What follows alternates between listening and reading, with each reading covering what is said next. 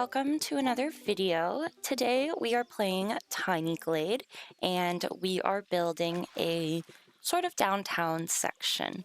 I have a few ideas, and as we start, I wanted to show you my inspiration pictures. So, top left corner, I have my two inspiration pictures. One of them is a French downtown section, and the other are some colorful row homes. I wanted to kind of mix the two of those together. I wanted to have the brick feel of the French downtown section, and I really enjoyed the tower aspects of it as well. So I wanted to find some way to mix those together.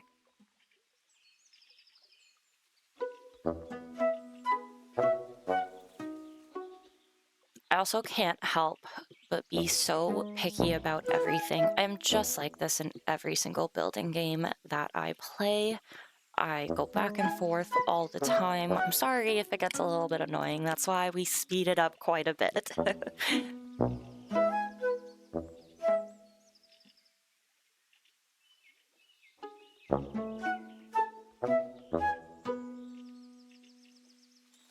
So you can see I changed the color of the three houses in the center. I wanted to have a mix of colorful stucco and the brick as well, mixing the two inspiration pictures a little. So I know this street would actually have buildings on the other side as well, but instead of doing both sides, I just wanted to do the one side. My biggest inspiration for doing this was actually my boyfriend, weirdly enough. He is starting to make a game with one of his friends. So I honestly thought this downtown section would be perfect for them to use. I hope to also do some sort of town square in the future, do a full 360 build. Hopefully they'll be able to pull some more inspiration from that.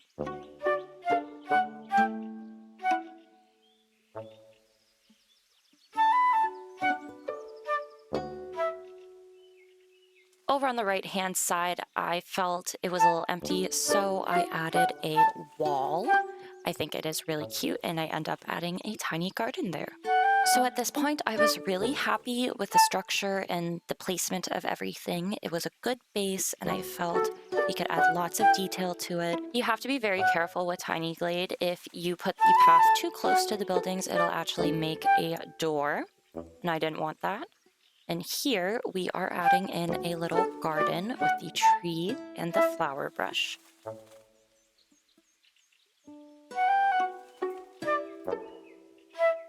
And I kept looking back at my reference picture and realizing all of the roofs were connected.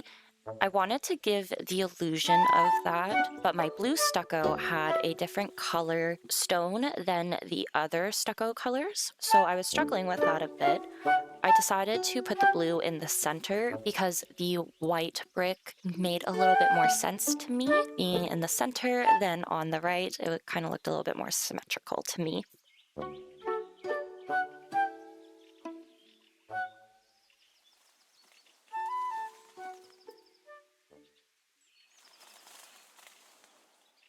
So now we are going in and placing windows. I was trying to think of what each building would be used for. I thought these three buildings would more than likely be homes for people on the top with storefronts on the bottom.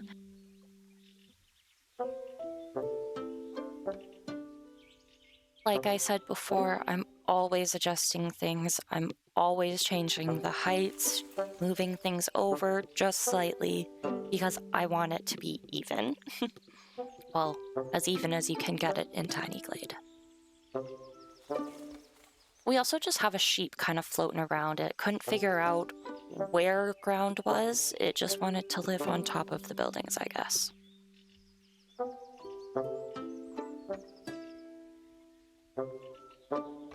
So at this point, I was looking at the building and I was like, it's not looking like storefronts on the bottom. I wanted something to make it feel like a storefront, and I thought, let's put some sort of awning.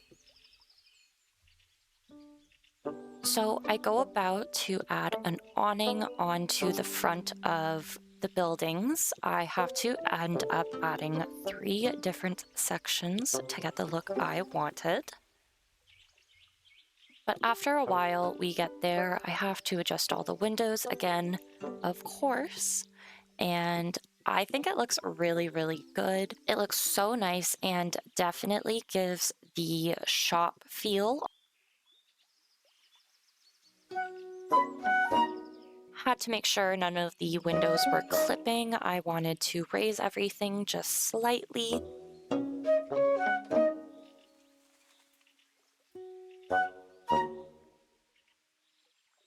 Then I just go through, kind of adjust a few things, and think I'll wait to do all the props at the end.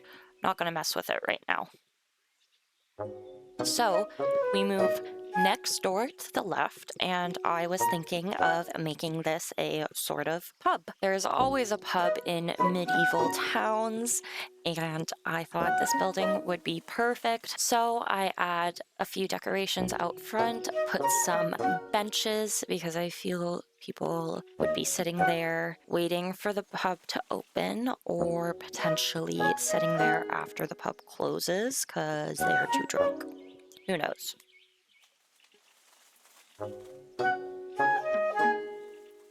Okay, now we are moving on to the leftmost building. I intended for this to be a inn of sorts. Every little town has an inn. I wanted to add a little balcony for the inn that people can use. I almost pictured that the kitchen would be right behind this, along with some rooms and more rooms upstairs as well.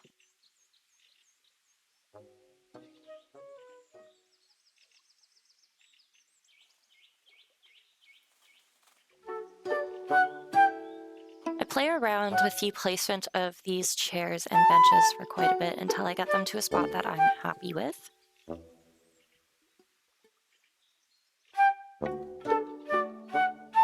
And then we add a little roof to our patio. Then I remembered there's a cool feature in Tiny Glade where the posts actually disappear if the roof is small enough, so I decided to use that for the roof.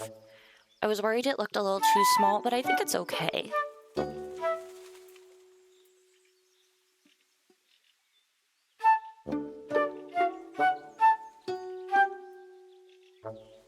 And I just wanted to pull the building down a little bit. It was too tall, so those windows were more of a dormer. I think that is super cute.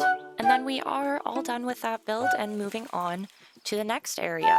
So again, I am going along with my theme of houses on the top and commercial buildings on the bottom. Here there was a lot of clipping and it was just driving me crazy, so I kept trying to fix it. I kept adjusting things and all of that, but at one point I just left it. So, since we can see the doors on this building, I decided to actually add access for the residents. I like to assume with the first ones we made, all of the access points are on the back, but we just add a little staircase up, and I think it looks really good.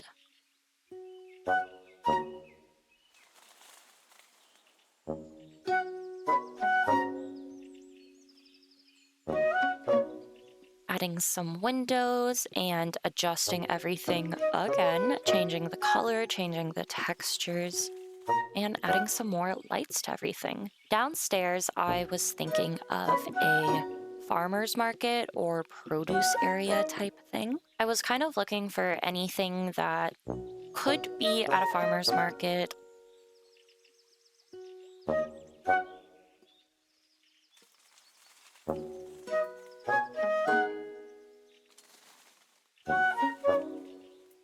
And then we go in and add some decorations with the flags. I go through, pick this purpley, reddy color. And for the icon, I decided to go with the moon. I love it. It's so cute. Can't forget to add the chimneys. I think it adds so much, and for one of them I decided to turn it off, just to add a bit of variation. Okay, now we are moving on to the last building. This is what I thought would be the blacksmith area slash guard tower, and probably also an armory as well. I was just thinking this would be a good place for troops to go hand in their armor to get fixed, maybe even farmers' tools.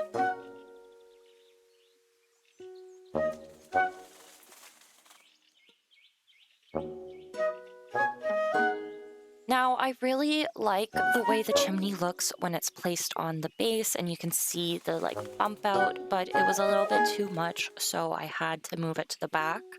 And here you can see I switched the windows out. As much as I love those pointed ones, it looked a little weird on the front, and I liked it better on the tower portion. So now I'm kind of shifting gears and getting into the decorating with props. I'm going to go through and do that for the whole area. And I'm just trying to figure out a working station for the blacksmith. I know that they would probably be inside for this most of the time, but I wanted it to be more obvious what the building was. So I try to evenly space the pointed windows as best as I can across and up the tower.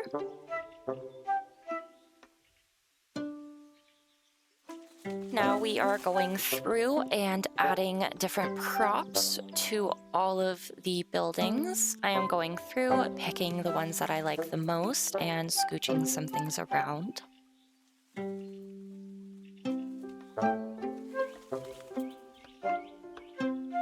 I also go through and add some flowers every once in a while to just spice it up a bit. And since I'm not doing both sides of the street, I decided to add some more decoration. I add trees, I add a pond, I put some flowers around, and I almost make it a little sitting area for the people here.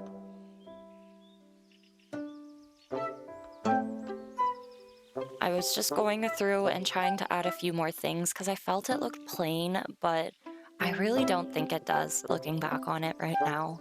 I love it. It looks so pretty. I love it. I think it looks beautiful. It turned out exactly how I was wanting. But I think that is everything, guys. Thank you so much for watching. Be sure to like, subscribe, and leave a comment on what you think we should build next. I'll see you in the next video, everyone. Bye!